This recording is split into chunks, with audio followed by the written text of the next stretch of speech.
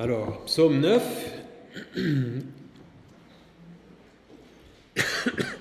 Il y a des Bibles à l'arrière, si vous n'en avez pas. On va se reconnecter, c'est bon? Parfait, merci. Donc, psaume 9, nous allons lire ensemble, quand je vais y arriver.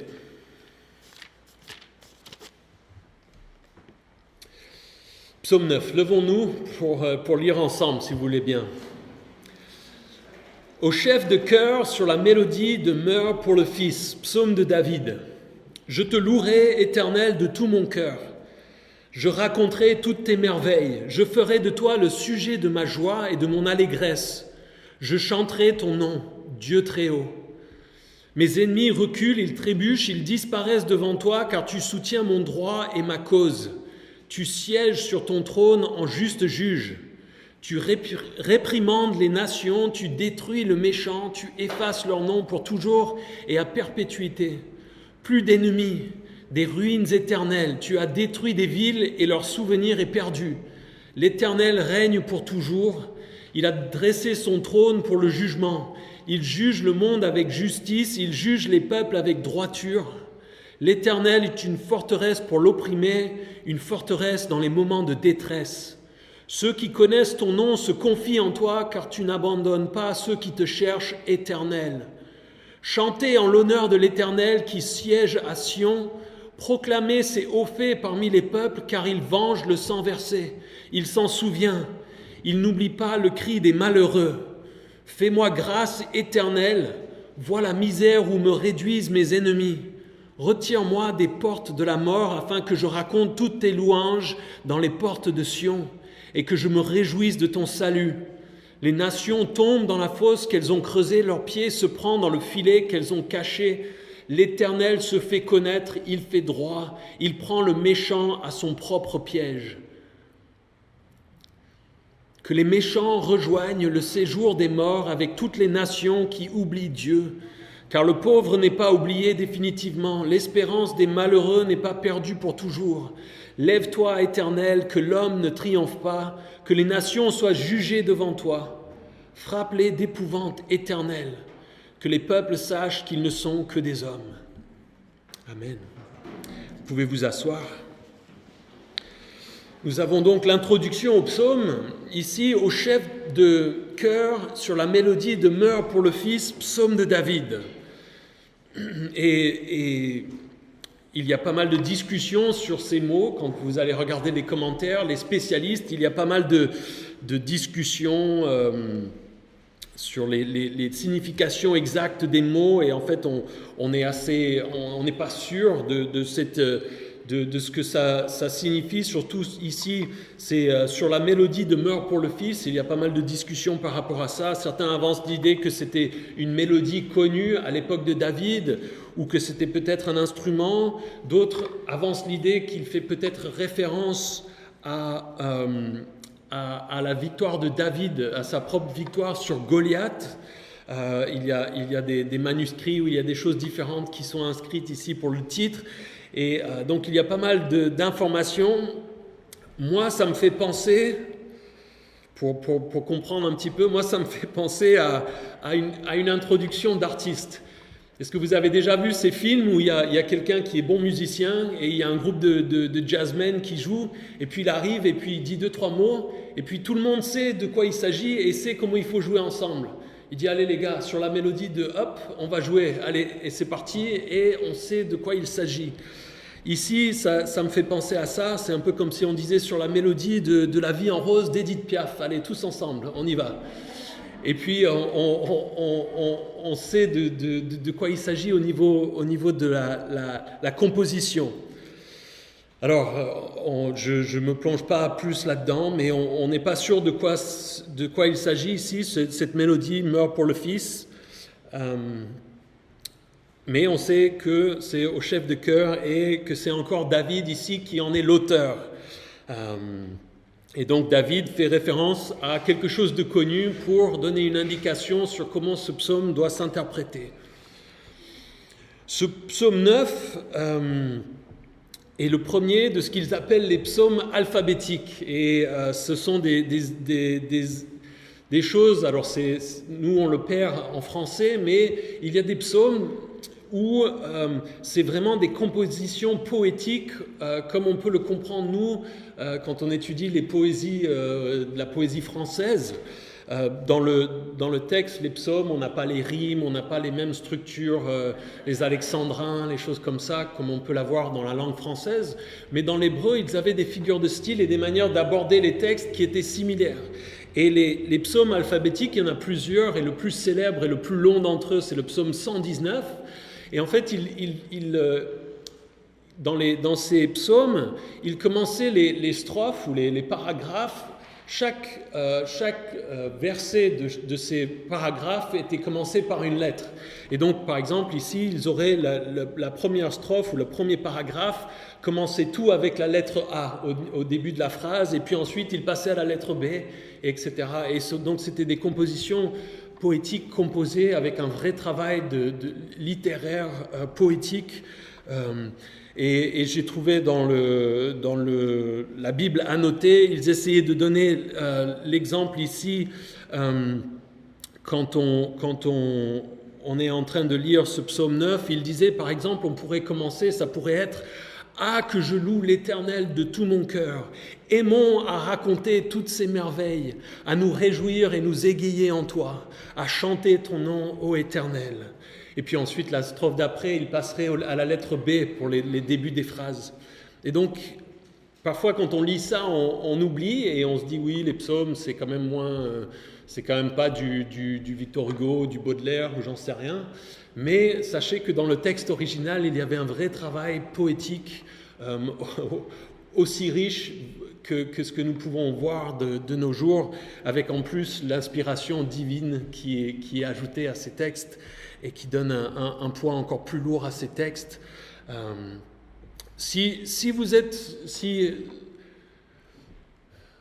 êtes intéressé ou si vous lisez les psaumes et que vous avez peut-être du mal parce que vous trouvez que c'est pas assez chantant, il y a des personnes qui ont pris sur eux d'essayer de retraduire les psaumes dans des formes poétiques à la française, on va dire, avec des rimes, avec des strophes. Et si ça vous intéresse, je peux vous donner quelques références. Il y a notamment au Moyen-Âge, il y avait un certain Clément Marot et Théodore de Bèze qui ont essayé d'interpréter et de mettre en rime française les psaumes tout entières. Et il y a eu dans les années 90 un auteur qui a repris ces textes du Moyen-Âge pour les mettre au goût du jour. Et donc on peut lire ces psaumes dans des formes vraiment poétiques à la française et je trouve que ça aide beaucoup pour sentir ce côté artistique que nous avons peut-être un petit peu moins quand nous le lisons dans la traduction comme ici ce matin. Et donc il commence « Je te louerai, Éternel, de tout mon cœur, je raconterai toutes tes merveilles. » Dans ces deux versets, donc le verset 3 aussi, « Je ferai de toi le sujet de ma joie et de mon allégresse. Je chanterai ton nom, Dieu très haut. » Nous avons 4 déclarations magnifiques sur la louange que David veut élever à Dieu. « Je te louerai de tout mon cœur. » David reconnaît que Dieu est digne de la louange de tout son cœur, que tout son être devait tendre vers Dieu dans la louange, dans son affection. Et je veux nous inviter à réfléchir ce matin brièvement sur ça, ou juste attirer votre attention dessus. Ce sont des choses que nous chantons souvent dans les chants de louange le dimanche matin, de tout mon cœur, de tout mon être. Mais nous devons faire attention à ce que ce ne soit pas que des mots. Est-ce que nous louons vraiment Dieu de tout notre cœur? Ou est-ce qu'une partie de nos cœurs reste dirigée vers autre chose, dévouée, concentrée sur autre chose?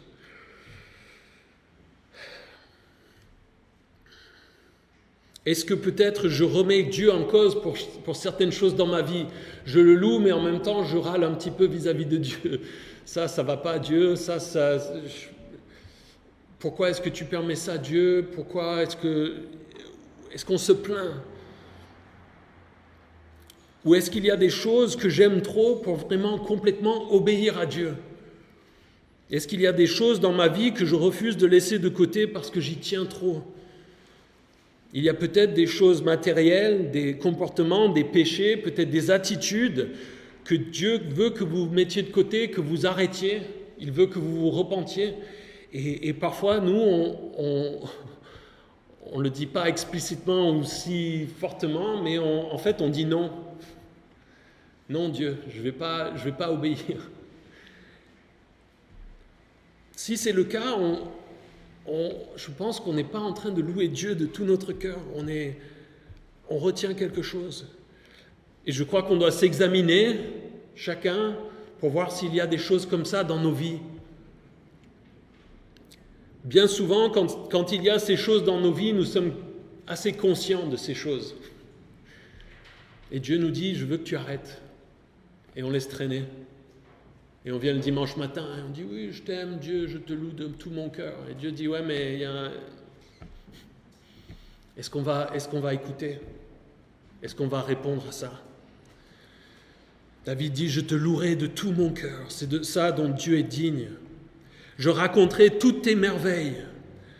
C'est une bonne manière de louer Dieu. C'est de parler des choses merveilleuses qu'il a faites dans le passé, de se souvenir de ces choses à voix haute, que ce soit les choses que nous trouvons dans la Bible ou les choses que nous avons vécues dans nos vies. Un commentateur, F.B. Meyer, disait que nos souvenirs s'accumulent comme un combustible sur l'autel où brûlent nos louanges. Je trouvais que c'était vraiment une belle manière de le dire. Que nos souvenirs s'accumulent comme un combustible sur l'autel où brûlent nos louanges. De penser à ce que Dieu a fait. Et c'est quelque chose qui devrait être régulier pour nous en tant que chrétiens. Et c'est d'ailleurs quelque chose, je me suis dit, qui serait peut-être bon d'avoir un temps, par exemple, nos réunions de prière. Traditionnellement, nous passons un moment pour partager les requêtes de prière. Et je me suis dit, on devrait avoir un temps systématique où on partage les sujets de reconnaissance, les raisons de se réjouir en Dieu, les raisons pour lesquelles nous devons le louer et pour lesquelles nous voulons le remercier. Et pas toujours juste nous concentrer sur « j'ai besoin de ça, il y a ça qui ne va pas, Dieu, merde ». C'est pas un reproche, et il y a souvent des personnes qui partagent les sujets de reconnaissance, mais pour moi, je pensais que nos réunions de prière seraient plus riches si on avait ce temps dédié, spécifique.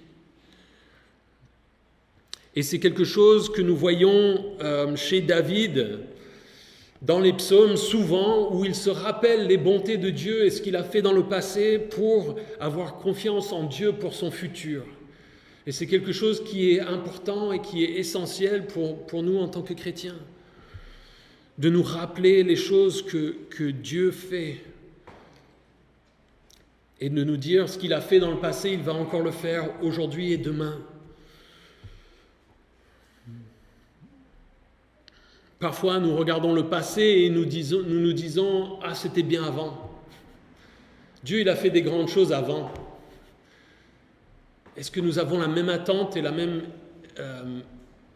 expectative vis-à-vis de Dieu pour aujourd'hui? Est-ce qu'il peut faire les mêmes œuvres et les mêmes choses glorieuses que ce que nous pouvons lire dans la Bible ou dans l'histoire de l'Église à certaines époques?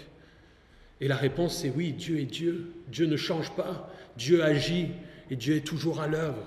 Et de raconter les merveilles de Dieu, ça fortifie notre foi.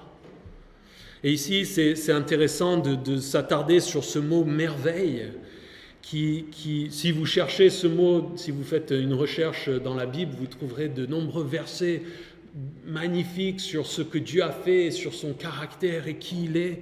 Et c'est un mot particulier qui veut dire quelque chose d'extraordinaire, qui sort de l'ordinaire, une action qui se distingue des actions normales, une action qui est difficile, voire impossible à accomplir. Et dans sa forme de nom, c'est un mot qui est uniquement utilisé pour décrire des actions que Dieu a accomplies dans le texte original. Ce n'est pas quelque chose où c'est l'homme qui l'a fait, c'est Dieu qui le fait. Je raconterai toutes tes merveilles, je ferai de toi le sujet de ma joie et de mon allégresse. Une autre manière de louer, d'adorer Dieu, c'est simplement de trouver et d'exprimer de la joie et du bonheur en Dieu. C'est de choisir de se reposer dans sa bonté, dans sa grandeur, dans sa gentillesse envers nous, de célébrer ces aspects-là de Dieu. C'est quelque chose qui nous fait un grand bien. Est-ce que vous avez déjà vécu ça? Vous prenez 10 minutes et vous dites, je vais penser à Dieu, à combien il est bon, à tout ce qu'il a fait pour moi. Et vous cherchez à réfléchir, à lire peut-être des passages de la Bible, à vous rappeler des vérités simples sur ce que Dieu a fait pour moi. Et surtout de nos jours, où on est secoué par les actualités, par le climat anxiogène de notre monde, de faire ça fait du bien à nos âmes. Parce que Dieu est bon. Et c'est un bon exercice. Et je m'encourage à le faire plus régulièrement. Essayez de le faire cette semaine.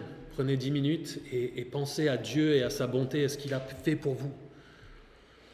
Je chanterai ton nom, Dieu très haut. Ici, on a l'impression... C'est marrant les psaumes parce qu'ils sont indépendants et plus ou moins dans leur composition, les psaumes, il y a un vaste... on a dit qu'il y avait pas mal d'auteurs, que c'était écrit à différents moments, que ce n'était pas toujours les mêmes choses, et donc on les a qui sont comme ça ensemble. Mais on a souvent l'impression que Dieu a aussi inspiré ceux qui ont mis le canon des psaumes ensemble, dans l'ordre, parce qu'ici, dans cette louange, on a l'impression que c'est encore le psaume 8 qui résonne. « Éternel notre Seigneur, que ton nom est magnifique sur toute la terre. » Et ici, on a l'impression qu'il continue avec cette idée. « Je te louerai, Éternel, de tout mon cœur, je raconterai toutes tes merveilles, je ferai de toi le sujet de ma joie et de mon allégresse. Je chanterai ton nom, Dieu très haut. »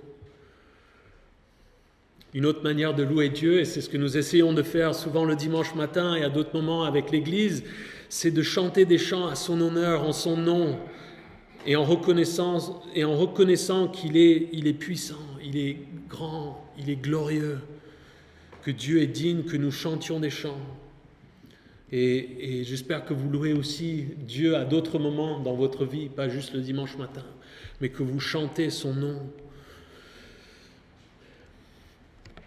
Au verset 4, il change un petit peu. « Mes ennemis reculent, ils trébuchent, ils disparaissent devant toi, car tu soutiens mon droit et ma cause. Tu sièges sur ton trône en juste juge. Tu réprimandes les nations, tu détruis le méchant, tu effaces leur nom pour toujours et à perpétuité. » David a l'impression qu'il chantait Dieu de manière générale. Et puis ici, c'est comme s'il se souvient de quelque chose de plus spécifique que Dieu a fait pour lui.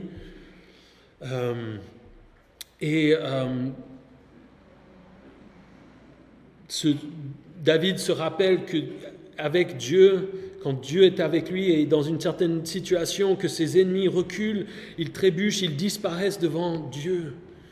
Et que Dieu soutient son droit et sa cause, qu'il siège sur son trône en juste juge.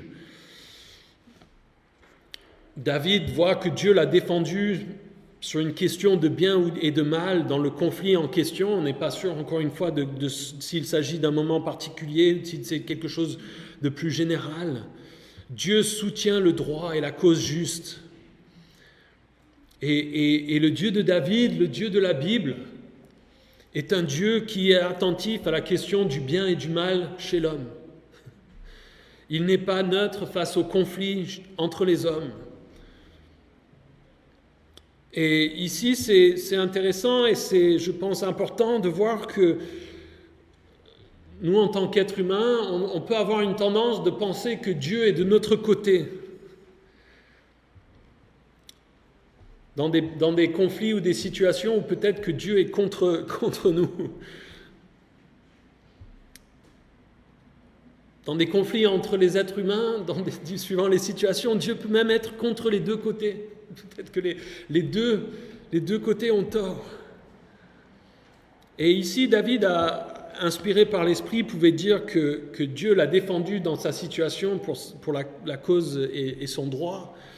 Mais nous devons faire attention de ne pas penser que parce que nous nous avons affiché que nous sommes une église à l'entrée, que Dieu est toujours systématiquement derrière nous, quels que soient les choix que nous faisons ou les causes que nous pouvons choisir de défendre. C'est pas comme ça que ça marche.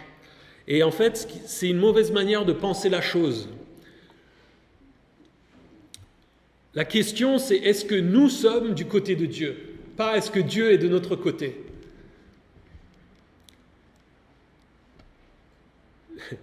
Et si nous nous trouvons du côté de Dieu, alors nous savons que Dieu va nous défendre et va être avec nous dans les situations. Il va nous défendre parce que notre cause sera la sienne. L'idée, c'est pas d'aller faire ce que nous voulons et de dire à Dieu, on a raison, défends-nous. C'est de dire, Dieu a raison, nous allons faire ce qu'il veut, et comme nous faisons ce que Dieu veut, il est avec nous. C'est ça la bonne manière de penser la chose en tant que chrétien. Et c'est pour ça que nous cherchons à nous conformer du mieux possible à la Bible. Parce que la Bible, c'est la volonté de Dieu. Elle nous expose ce que Dieu souhaite pour nous, pour nos vies. Et nous devons chercher à obéir à Dieu. Nous devons chercher à prier et à demander à Dieu qu'il nous dirige. Dire, Dieu, est-ce que ça, c'est ta volonté? Qu'est-ce que tu veux que je fasse? Et de faire attention de ne pas dire, allez, on va faire quelque chose et puis Dieu sera avec nous parce qu'on est chrétien. On peut voir dans l'histoire de l'Église les torts que ça a pu causer. Il y a plein d'épisodes auxquels on peut penser. Les croisades, par exemple. Ces gens pensaient que Dieu était de leur côté, qu'ils faisaient la volonté de Dieu. Ça me semble difficile à défendre de notre point de vue aujourd'hui. Dieu siège sur son trône en juste juge. Nous en avons parlé précédemment. Dieu est un juste juge. Et c'est une vérité de base sur laquelle nous pouvons bâtir notre foi. Même lorsque nous ne le voyons pas ou nous ne le comprenons pas dans ce monde, Dieu est un juste juge qui règne. Et David continue, verset 6, « Tu réprimandes les nations, tu détruis le méchant, tu effaces leur nom pour toujours et à perpétuité. » Plus d'ennemis, des ruines éternelles, tu as détruit des villes et leur souvenir est perdu.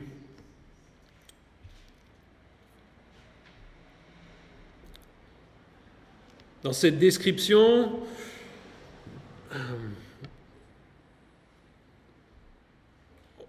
quand on lit ça, Dieu, tu réprimandes les nations, tu détruis le méchant, tu effaces leur nom pour toujours à perpétuité, on peut regarder le monde autour de nous et se dire, quoi?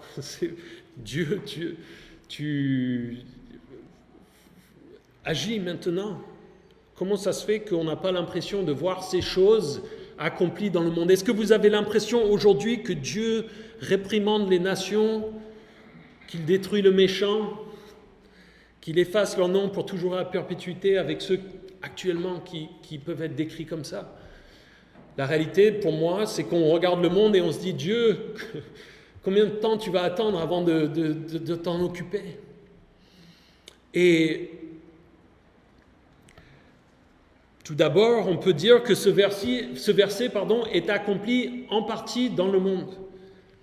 Nous voyons des nations, des méchants, des personnes qui font du mal, qui sont punis, qui sont repris par Dieu. Une autre manière de voir cette chose, c'est de voir que, suivant les traductions, ces choses au verset 6 et 7 et même 8 et 9 peuvent être conjuguées au passé, suivant comment on traduit, suivant les discussions des experts en linguistique. Mais en fait, si on dit qu'on l'accorde au passé, on se dit alors il y a encore peut-être plus un problème. Si c'est fait, mais Dieu ne le fait plus, est-ce que c'est toujours le cas?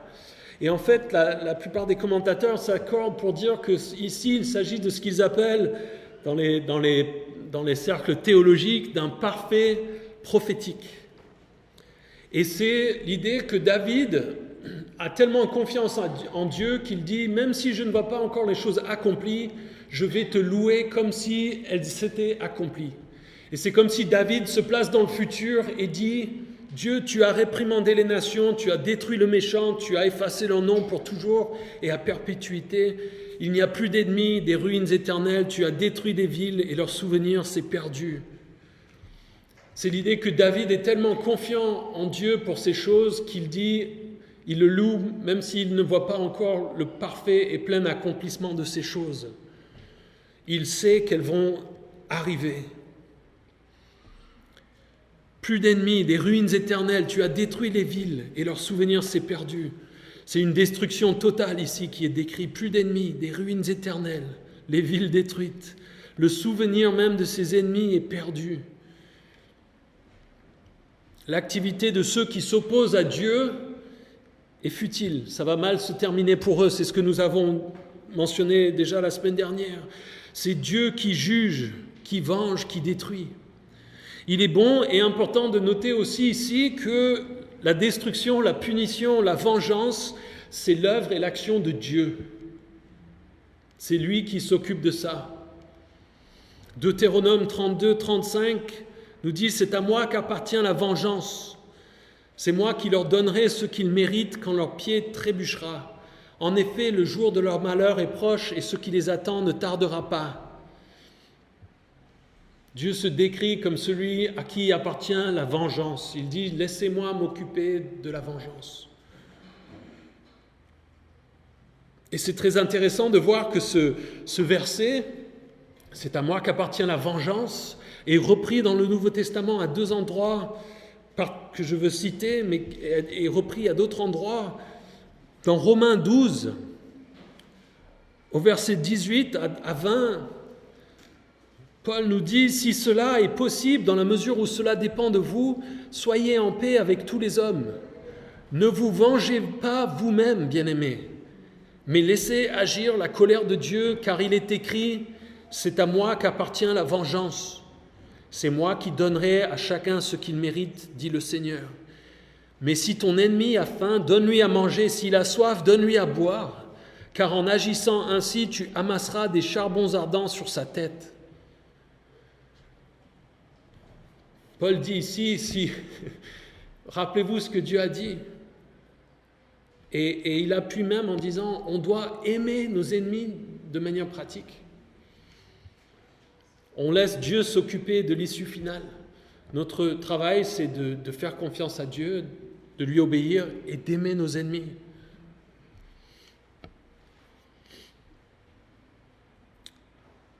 Et dans Hébreux 10, au verset 29, nous lisons « Quelle peine bien plus sévère méritera-t-il donc, à votre avis, celui qui aura foulé aux pieds le Fils de Dieu, qui aura jugé sans valeur le sang de l'alliance grâce auquel il a été déclaré saint et aura insulté l'esprit de la grâce.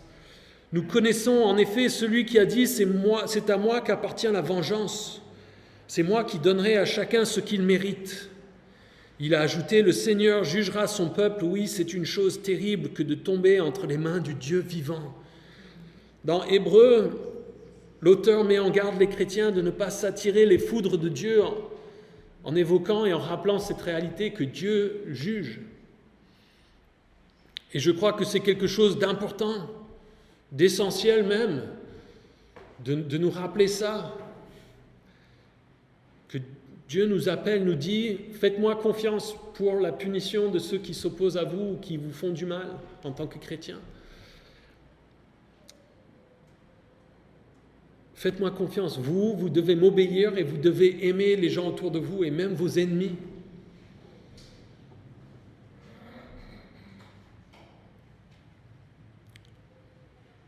On doit aimer nos ennemis. C'est Dieu qui s'occupe de juger, de venger, de détruire. C'est pas nous. L'Éternel règne pour toujours. Il a dressé son trône pour le jugement. L'Éternel règne pour toujours.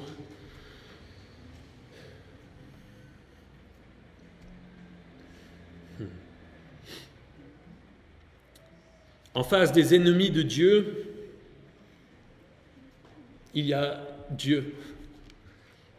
C'est Dieu lui-même qui est ennemi. Et là aussi, c'est une réflexion importante quand nous avons des personnes que nous considérons, des situations que nous voyons peut-être comme des situations où il y a des gens qui sont nos ennemis, peut-être dans la vie de tous les jours ou peut-être de manière plus générale. Aujourd'hui, on voit un climat politique où on a l'impression qu'on est parfois pointé du doigt et que certains politiciens nous voient comme des ennemis, veulent nous traiter comme des ennemis, veulent passer des lois de plus en plus restrictives pour les chrétiens et pour d'autres. Et on peut prendre ça et dire ce sont nos ennemis et s'énerver et vouloir réagir. Et Dieu nous dit aimez ces gens. Et la réalité, c'est encore une fois, un petit peu comme avec la question de tout à l'heure où je disais qu'on pense que Dieu est de notre côté. Non, la question c'est est-ce que je suis du côté de Dieu ? Ici, on pense que ces gens sont nos ennemis, mais la réalité c'est qu'ils sont ennemis de Dieu. Et c'est pour ça, dans ce psaume, qu'ils sont traités de cette manière-là. Souvent, nous sommes trop centrés sur nous-mêmes. Est-ce que nous sommes du côté de Dieu ? C'est ça la question importante. Si nous ne sommes pas du côté de Dieu, alors nous sommes ses ennemis, ça va mal se terminer aussi pour nous. Et les gens qui sont nos ennemis, nous devons avoir de l'amour pour eux. Parce qu'il est terrible de tomber aux mains du Dieu vivant. Et c'est intéressant, dans la Bible, c'est quelque chose qui revient aussi, on le voit dans 1 Samuel 8, les versets 6 à 8. « Cela déplut à Samuel qu'il dise « Donne-nous un roi pour nous juger. » Et il pria l'Éternel. Et l'Éternel dit à Samuel « Écoute le peuple dans tout ce qu'il te dira, car ce n'est pas toi qu'il rejette, c'est moi, afin que je ne règne plus sur eux. Ils agissent envers toi comme ils l'ont toujours fait depuis que je les ai fait sortir d'Égypte jusqu'à aujourd'hui. Ils m'ont abandonné pour servir d'autres dieux. » Dans cette histoire, dans 1 Samuel, le peuple était dirigé par des juges. Dieu avait établi un système de gouvernance et Israël voyait les peuples autour où il y avait des rois et ils ont commencé à se plaindre à Dieu en disant « Nous aussi, on veut un roi. » Et Samuel était déçu et disait « Oh là là, mais ils me rejettent, ils ne veulent pas m'écouter. » Parce que Samuel savait que ce n'était pas la volonté de Dieu. Et ici, Dieu dit, voilà, c'est pas toi qui le rejette, c'est moi. Et de la même manière, quand il y a des gens qui nous rejettent, qui rejettent l'Évangile, qui s'opposent à l'Église ou peut-être à nous à cause de notre foi, Dieu nous dit, soyez tranquilles, c'est pas toi qui le rejette, c'est moi. Et c'est moi qui vais m'occuper d'eux. Toi, aime-les. C'est vraiment difficile à entendre, évidemment. Et l'Évangile est avant tout, c'est un message de possibilité de réconciliation avec Dieu. La Bible nous présente quelque chose de simple. L'Évangile, c'est l'idée que des ennemis de Dieu peuvent être réconciliés avec lui. L'homme est par nature ennemi de Dieu, opposé à Dieu. Et Jésus, par sa mort, nous offre la possibilité d'être réconciliés avec lui, de venir du côté de Dieu, d'être avec Dieu. Et on le voit, il y a plusieurs passages qui parlent de cette réconciliation. Paul notamment en parle dans Romains 5, les versets 9 à 11. « Puisque nous sommes maintenant considérés comme justes grâce à son sang, nous serons à bien plus forte raison sauvés par lui de la colère de Dieu. En effet, si nous avons été réconciliés avec Dieu grâce à la mort de son Fils lorsque nous étions ses ennemis, nous serons à bien plus forte raison sauvés par sa vie maintenant que nous sommes réconciliés. Bien plus, nous plaçons notre fierté en Dieu par notre Seigneur Jésus-Christ, par qui maintenant nous avons reçu la réconciliation. » Dans 2 Corinthiens 5, les versets 17 à 20, Paul dit aussi « Si quelqu'un est en Christ, il est une nouvelle créature. Les choses anciennes sont passées. Voici, toutes choses sont devenues nouvelles. Et tout cela vient de Dieu qui nous a réconciliés avec lui par Jésus-Christ et qui nous a donné le ministère de la réconciliation. En effet, Dieu était en Christ. Il réconciliait le monde avec lui-même en ne chargeant pas les hommes de leurs fautes, et il a mis en nous la parole de la réconciliation. Nous sommes donc des ambassadeurs pour Christ, comme si Dieu adressait par nous son appel. Nous supplions au nom de Christ, soyez réconciliés avec Dieu. L'évangile, c'est dire aux gens, soyez réconciliés avec Dieu. Vous êtes actuellement ennemis de Dieu et ça va mal se terminer pour vous. Réconciliez-vous avec Dieu. Dans Colossiens 1, Paul l'appuie encore au verset 19. En effet, Dieu a voulu que toute sa plénitude habite en lui. Il a voulu par Christ tout réconcilier avec lui-même, aussi bien ce qui est sur la terre que ce qui est dans le ciel, en faisant la paix à travers lui, par son sang versé sur la croix. Et vous qui étiez autrefois étrangers et ennemis de Dieu par vos pensées et par vos œuvres mauvaises, il vous a maintenant réconciliés par la mort de son Fils dans son corps de chair, pour vous faire paraître devant lui saints, sans défaut et sans reproche. Dieu nous a réconciliés avec lui-même. L'Éternel règne pour toujours. Il a dressé son trône pour le jugement. Il juge le monde avec justice. Il juge les peuples avec droiture. David se réjouit par avance du jugement juste de Dieu sur les nations, sur les peuples.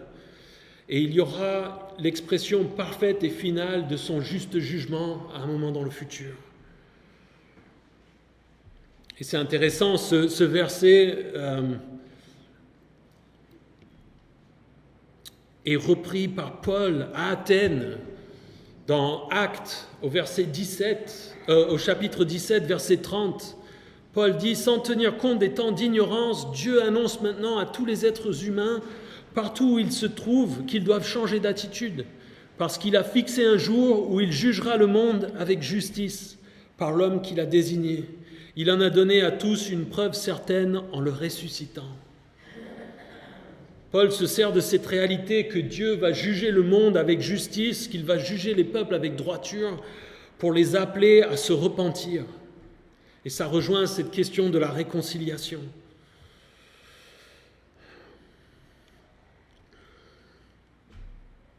Et cette idée que Dieu va juger avec justice, avec droiture, c'est une idée qui est, pour moi, parfois un petit peu difficile.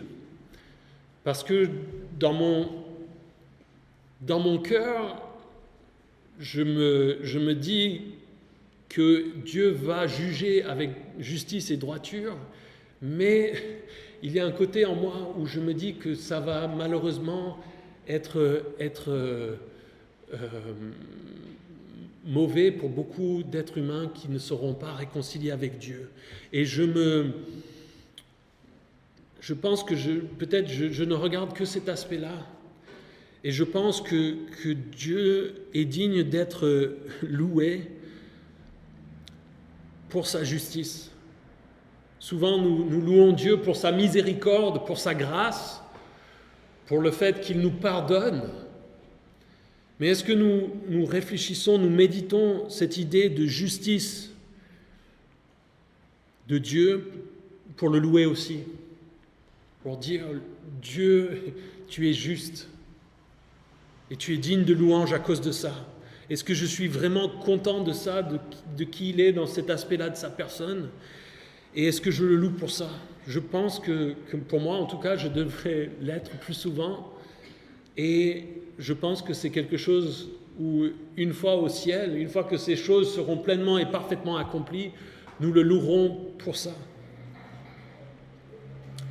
L'Éternel est une forteresse pour l'opprimé, une forteresse dans les moments de détresse. Ici, on peut aussi traduire forteresse par un refuge ou une haute retraite. Non seulement Dieu va juger les méchants, ceux qui oppriment les faibles, mais en plus, il est activement un refuge, une forteresse pour ceux qui peuvent subir ces choses de la part des méchants. Et David est reconnaissant pour cette vérité. Et ici, l'idée d'un moment de détresse, c'est l'idée d'un moment où on a perdu tout espoir, où on est complètement désespéré. David dit, l'Éternel est une forteresse à ce moment-là pour ceux qui viennent à lui. Ceux qui connaissent ton nom se confient en toi, car tu n'abandonnes pas ceux qui te cherchent, Éternel. Ceux qui te connaissent. David comprend que Dieu n'est pas neutre dans sa manière de défendre certains contre d'autres. Et il protège ceux avec qui il a une relation, ceux qui croient en lui, ceux qui le cherchent. C'est quelque chose qui peut être très difficile par moments dans la vie, suivant les circonstances, où on pense, Dieu, est-ce que tu m'as abandonné ? Et il y a des circonstances, des moments dans la vie où on peut être amené à nous poser cette question. Ça peut être face à une grande épreuve, ça peut être quelque chose, peut-être quand nous avons péché, si nous avons commis des péchés et qu'on a l'impression que Dieu nous laisse dans les conséquences de nos péchés, ou ça peut être dans des situations où on a l'impression que Dieu ne répond pas à nos prières comme nous le souhaiterions ou nous le pensons, et on peut avoir cette question de dire, est-ce que tu t'occupes de moi ? Est-ce que tu m'as abandonné ? Mais la réalité est que Dieu est là, qu'il n'abandonne pas ceux qui le cherchent. Ceux qui connaissent son nom se confient en toi. En connaissant son nom, ça veut dire qu'on connaît son caractère. On connaît Dieu, on sait qui il est. Et encore une fois, dans l'exemple que nous avons dans les psaumes, nous pouvons trouver refuge en Dieu quand nous nous rappelons les vérités concernant Dieu, concernant qui il est, en voyant ses actes passés dans nos vies, dans les vies des gens autour de nous. Nous regardons et nous disons, oui, je me souviens, Dieu, qui tu es. Et même si j'ai l'impression que tu m'as abandonné là, je me rappelle de ces situations. Et ici, c'est marrant, c'est quelque chose qui est une question que nous nous posons peut-être pas suffisamment, mais est-ce que nous faisons confiance à quelqu'un que nous ne connaissons pas ? Non. Dans la vie, si on rencontre quelqu'un dans la rue, on n'a pas tendance à leur faire confiance. On ne va pas leur donner les clés de la maison et leur dire « c'est bon, venez vous servir. Voilà mon adresse, voilà les clés. » Et comment est-ce qu'on fait pour apprendre à connaître quelqu'un ? On passe du temps avec la personne, on échange, on fait des choses ensemble. Et avec Dieu, on regarde Dieu et on dit « Dieu, je ne te connais pas ». Est-ce qu'on a passé du temps à lire la Bible, à apprendre à connaître Dieu ? Est-ce qu'on a passé du temps à le prier, à le louer ? C'est marrant parce qu'on comprend ça très naturellement pour les relations humaines, et avec Dieu, on est là, « Ah, Dieu, je ne te vois pas ». On doit le chercher pour apprendre à le connaître. L'écouter, réfléchir, méditer sur son amour, sur les vérités concernant son caractère comme exposé dans la Bible. David continue, chanter en l'honneur de l'Éternel qui siège à Sion, proclamer ses hauts faits parmi les peuples. Car il venge le sang versé, il s'en souvient, il n'oublie pas le cri des malheureux. David appelle les autres à faire ce qu'il a déjà fait dans ce psaume, louer Dieu et parler des choses que Dieu a fait pour lui rendre gloire. Et encore une fois, je pense et j'espère que c'est quelque chose que nous faisons le dimanche matin quand nous louons, mais aussi quelque chose que nous faisons entre nous quand nous nous retrouvons, de nous rappeler les vérités de Dieu pour être amenés à le chanter, à le louer. Car il venge le sang versé, il s'en souvient, il n'oublie pas le cri des malheureux.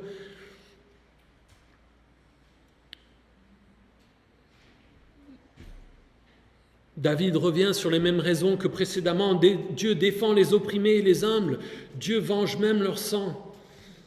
Il est le vengeur du sang, le Goël, le Rédempteur qui est décrit dans la loi, qui est décrit dans Ruth, dans Job. Il y a toute une étude à faire si ça vous intéresse sur ce mot de Goël, du Rédempteur, celui qui rachète, celui qui est chargé de restaurer les droits d'un autre. et de se venger des fautes commises quand il y en a. Et il y a ici cette question du sang, tout un thème aussi dans la Bible du sang versé sur la terre qui pollue la terre et que Dieu s'en souvient. C'est quelque chose qui est expliqué dans Nombre 35, on ne va pas s'y tourner, qui ressort quand Dieu parle au tout début, dans la Genèse, du sang versé d'Abel par son frère Caïn. Dieu n'oublie pas. Et ça peut être difficile pour nous à comprendre, mais Dieu a fait cette promesse dans la Bible, et c'est surtout pour ceux qui sont persécutés pour leur foi en Jésus-Christ. Ça nous parle peut-être moins, mais Dieu le voit et n'oublie rien. Il se souvient et il rendra la justice. Et il viendra un jour où nous nous réjouirons ensemble de cette réalité, de cette justice accomplie parfaitement et pleinement. On le voit peut-être aujourd'hui dans des pays où les chrétiens sont persécutés, peut-être les chrétiens en Afghanistan. On se dit, Dieu ne permet pas que ces chrétiens soient persécutés. Fais quelque chose.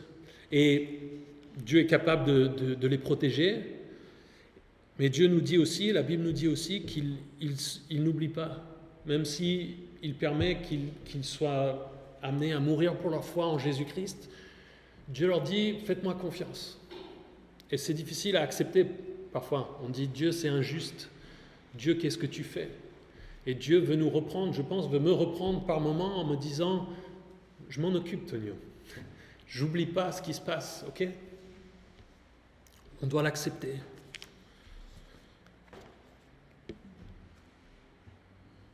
Fais-moi grâce éternelle, vois la misère où me réduisent mes ennemis. Retire-moi des portes de la mort afin que je raconte toutes tes louanges dans les portes de Sion et que je me réjouisse de ton salut. David, on ne sait pas ici s'il parle encore de manière générale ou s'il revient à son présent cas personnel, peut-être la situation au moment où il prie. Mais il pousse ce cri, fais-moi grâce éternelle, vois la misère où me réduisent mes ennemis. Il appelle à Dieu pour que Dieu voie les circonstances où il se trouve, il le prie.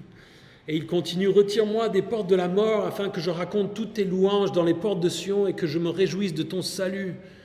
David oppose ici deux portes.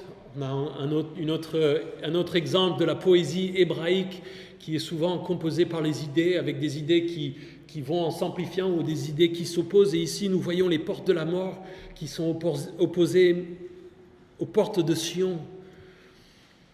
David est face aux portes de la mort, mais il en appelle à Dieu et il dit à Dieu, amène-moi dans les portes de Sion, que je puisse me réjouir de ton salut.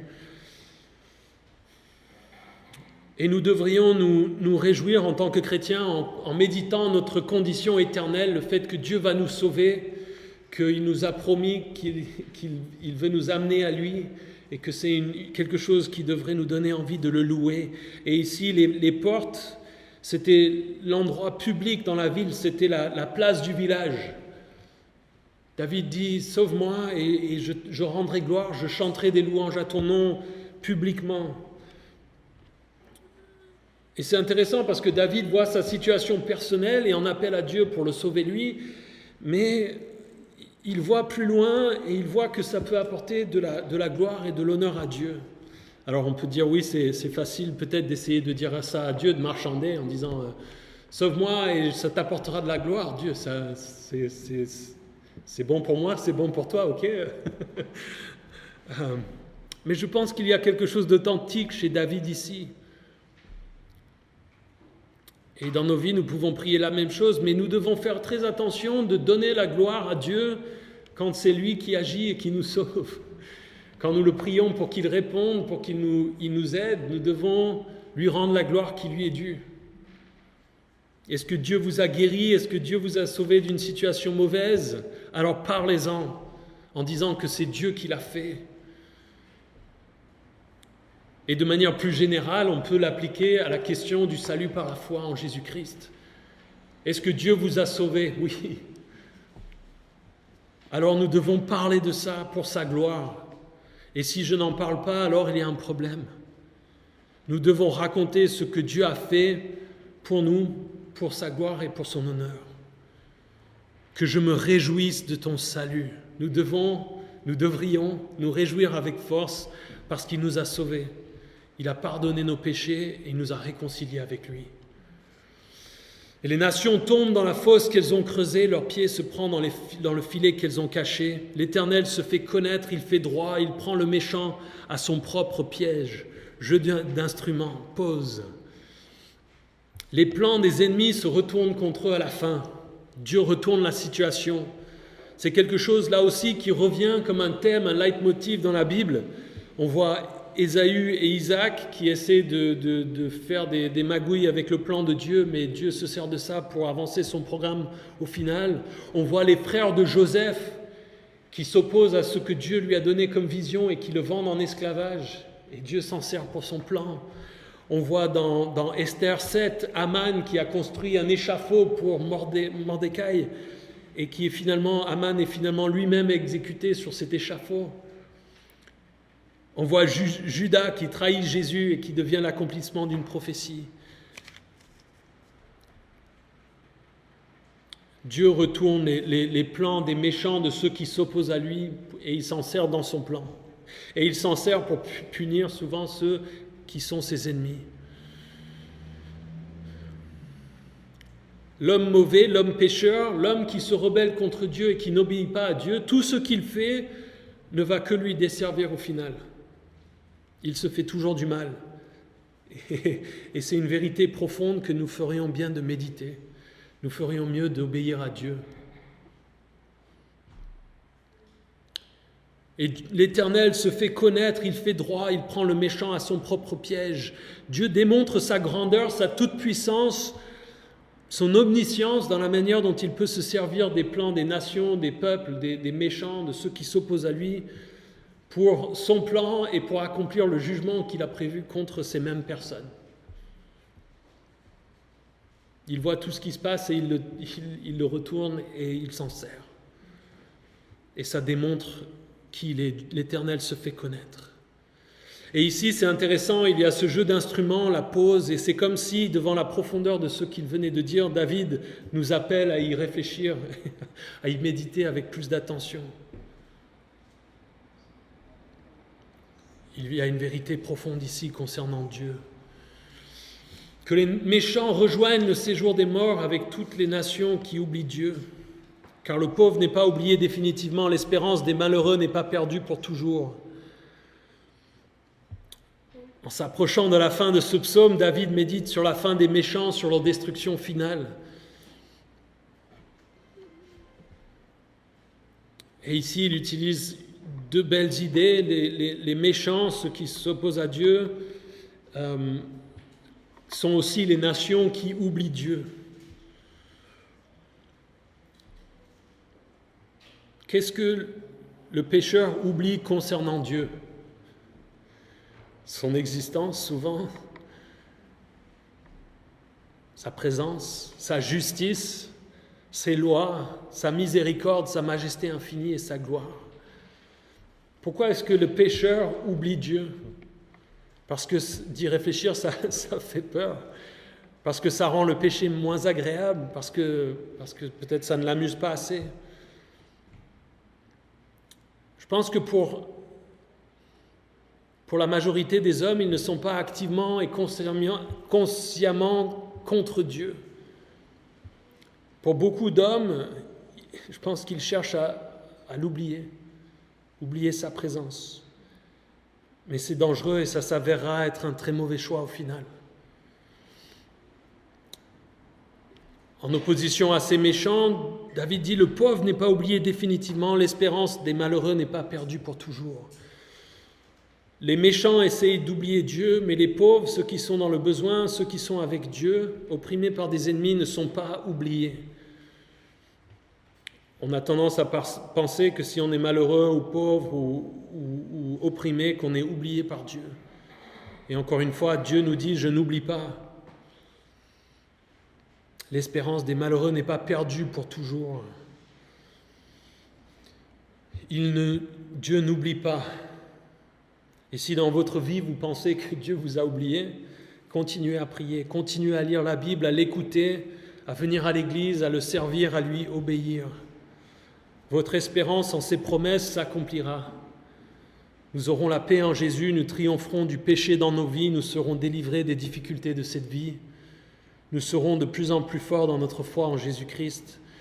Nous ferons l'expérience d'une joie profonde en lui.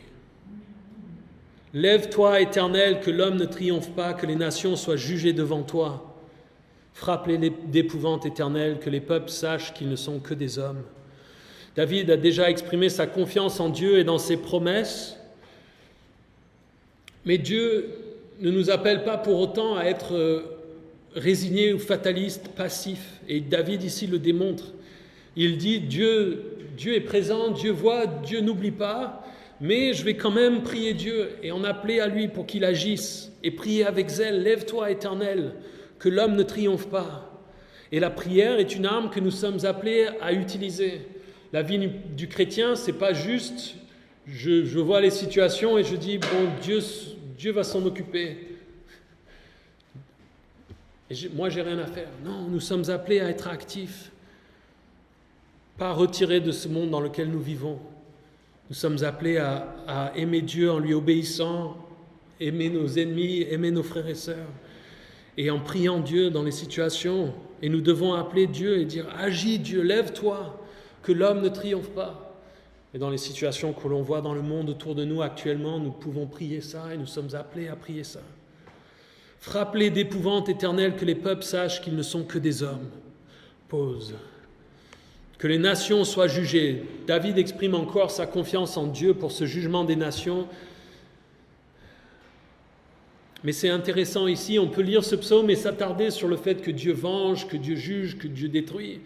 Mais je pense que David ici, il appelle Dieu à agir, pas juste pour les détruire. Ici, il finit avec une note où il dit « Frappe-les d'épouvante, qu'ils comprennent qu'ils ne sont que des hommes ».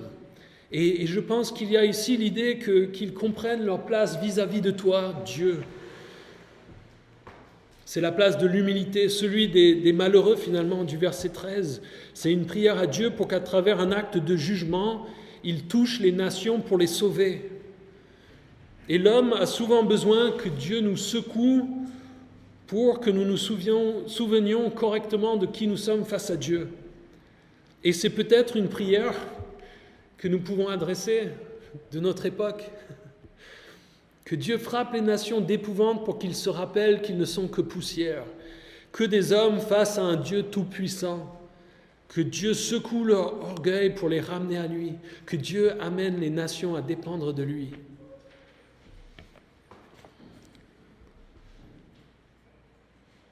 Et donc dans ce psaume, nous trouvons beaucoup de choses, mais peut-être pour vous rappeler 3 choses pour terminer, on voit une note prédominante de louange.